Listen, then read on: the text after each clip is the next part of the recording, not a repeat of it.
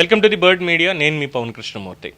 చెవిరెడ్డి భాస్కర్ రెడ్డి వైఎస్ఆర్సీపీ నేత ప్రస్తుతం రిమాండ్లో ఉన్నారు. అందరికీ తెలిసినటువంటి విషయమే. కల్తీ లిక్కర్ స్కామ్లో చాలా కీలకంగా వ్యవహరించారు. కోట్లాది రూపాయలని వైట్ చేసుకున్నారు, అక్రమంగా తెచ్చినవి. అలాగే ఆయన అనుచరులు ఏ విధంగా దందా చేశారు, ఎంతమంది ఇందులో ఉన్నారు, దాంట్లో ఈయన పరిస్థితి ఏంటి, అలాగే ఈయన కుటుంబం పరిస్థితి ఏంటి, వాళ్ళ యొక్క పాత్ర ఇందులో ఎంత ఉంది, ఇవన్నీ కూడా సిట్టి వాళ్ళు బయట పెడుతూ వస్తున్నారు. సో ఇక బెయిల్కి సంబంధించి ప్రతిరోజు ఒక రసవత్తరమైనటువంటి నాటకాన్ని ఆయన ప్రదర్శిస్తూ కోర్టును కూడా తప్పుదావ పట్టించేలాగా ప్రవర్తిస్తూ వస్తున్నారు. సో దాంతో ఆయనకి బెయిల్ అనేది రావట్లేదు. ఎప్పటికప్పుడు బెయిల్ రిజెక్ట్ అవుతూ వస్తుంది క్లియర్ కట్గా. సో బెయిల్ అనేది లేదు. సరే, పులి మీద పుట్ర అంటాను చూసారా, అలాగా మూలిగే నక్క మీద తాటిపండు పడ్డట్టు అని సామెత మనకి.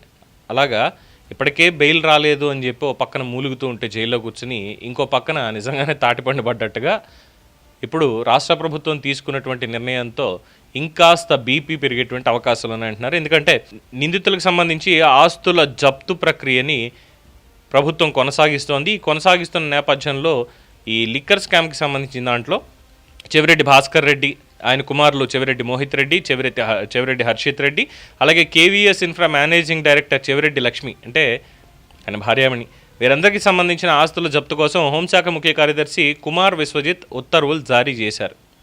ఇందులో ఎంతెంత చేశారు ఏంటి అనేది చూస్తే, అవినీతి నిరోధక చట్టం, ప్రివెన్షన్ ఆఫ్ కరప్షన్ యాక్ట్ కింద సిట్ దర్యాప్తు నివేదిక మేరకి నేర చట్టాల సెక్షన్ల ప్రకారం ఆస్తులు జప్తు చేస్తున్నారు. దాదాపుగా దీంట్లో 54.87 కోట్ల రూపాయల నల్లధనాన్ని చట్టబద్ధమైనటువంటి ఆస్తులుగా, అంటే కనిపించింది మనకి కాస్తంతే, ఇంకా కొండంత ఉంది, అక్కడికి కూడా వెళ్ళాలి.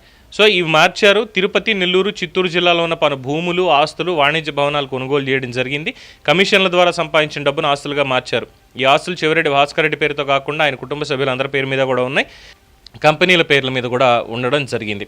సో జప్తు ప్రక్రియ పూర్తి చేసి ఆస్తులను రాష్ట్ర ప్రభుత్వ పరిధిలోకి తీసుకోవాలని, అవసరమైతే కోర్టులో కూడా కేసు దాఖలు చేయాలని చెప్పి కుమార్ విశ్వజిత్ దీనికి సంబంధించి ఆదేశాలు జారీ చేశారు. సరే, ఇక్కడ తాటిపండు అయిపోయింది. ఇప్పుడు జైల్లో ఏం చేయాలి? దీనికి ఆయన సరికొత్తగా ఇంకొక అర్జీ పెట్టుకున్నారు. బెయిల్ అప్లికేషన్తో పాటుగా ఏంటంటే ఆయనకు ఒక టేబుల్ కావాలట.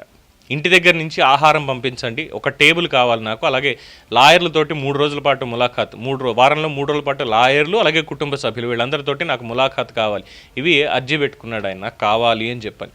వారంలో 3 రోజులు లాయర్లతోటి, 3 లాయర్లు కావాలట, ఒకళ్ళు కూడా కాదు, 3 లాయర్లు కావాలట. అలాగే ఒక టేబుల్. దేనికి ఇప్పుడు టేబుల్? ఏం చేయడానికంటే ఇంటి దగ్గర నుంచి వచ్చేటువంటి భోజనం తినడం కోసం ఒక టేబుల్ కావాలా? లేదు ఏదన్నా ఆత్మకథ రాయాలి అంటే, ఈ లిక్కర్ స్కామ్ కదా, అందులోనూ ఆయన చెప్పేటువంటి విషయాలు ఏంటంటే, నాకు లిక్కర్కి సంబంధం లేదు, ఆ లిక్కర్ వల్ల నా కుటుంబం ఎంతో నష్టపోయింది, నేను వ్యక్తిగతంగా నా కుటుంబంలో చాలామందిని నష్టపోయాను, నేను అందుకని లిక్కర్కి సిగరెట్లకి దూరంగా ఉన్నాను నేను, అలాంటిది నన్ను ఈ కేసులో ఇరికిస్తారా అని చెప్పి అంటున్నారు కదా. ఆ దిక్కుమాలిన ఆత్మకథ ఏమైనా రాస్తాడేమో ఇప్పుడు అక్కడ కూర్చొని, అక్కడ ఏమైనా కూర్చొని ఇప్పుడు రాయాలన్నమాట. అది రాసిన తర్వాత దాన్ని మళ్ళీ ప్రజలకు పంపించి, ఇగో సెంటిమెంట్ చూడండి, నేను ఇలాంటి వాడిని అలాంటి వాడిని అని చెప్పుకోవడం తప్పితే ఏం లేదు. మాట చెప్పుకోవాలి. కానీ చెవిరెడ్డి భాస్కర్ రెడ్డి చాలా గుంభనంగా వ్యవహరిస్తూ ఉంటారు కొన్ని విషయాల్లో. అందులో భాగంగా నియోజకవర్గంలో దాదాపు 2 లక్షల మందికి ప్రతి పండక్కి కుటుంబంలో పంచ, చొక్కా, పట్టుచీర, జాకెట్, ఇవన్నీ కానుకలు వెళ్ళిపోతాయి. ప్రమోషన్లో మాత్రం చాలా గట్టిగా పనిచేసుకుంటారు అనేటువంటిది కూడా ఆయనకి అక్కడ ఉన్నటువంటి పేరు. ఇవన్నీ ఎక్కడి నుంచి వచ్చాయి, ఎలా చేయగలుగుతున్నాడా అంటే, ఇగో ఇలాంటివన్నీ చేసాయని ఇప్పుడు జనాలకి వాస్తవాలు అర్థమవుతున్నాయి. ఏమంటారు? దీని మీద మీ అభిప్రాయాన్ని కామెంట్స్ రూపంలో తెలియజేయండి. చూస్తూనే ఉండండి ది బర్డ్ మీడియా.